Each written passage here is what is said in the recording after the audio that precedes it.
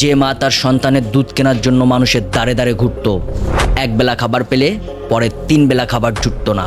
সেই মা দিনের পর দিন ডিপ্রেশনের সঙ্গে যুদ্ধ করে একটা গল্পের বই লিখেছিল। কিন্তু ভাগ্যের কি পরিহাস, বড় বড় 12 জন প্রকাশক তার লেখা গল্প আবর্জনা বলে ছুঁড়ে ফেলেছিল। জেকে রলিং সেখানেই তার যাত্রা শেষ করে নাই।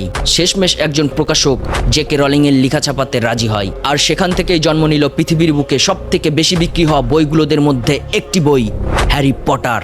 যে বইয়ের গল্প নিয়ে হলিউড মুভি তৈরি করে 1,14,000 কোটি টাকার ব্যবসা করেছেন। যে বইয়ের কোটি কোটি ভক্ত আজও পৃথিবীর বুকে রয়েছে।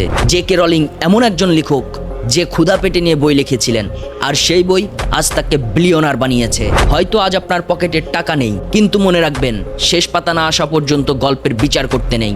নিজের জেদ ধরে রাখুন। আজ যারা আপনাকে চেনে না, কাল তারাই আপনার ইতিহাস পড়বে, ইনশাল্লাহ।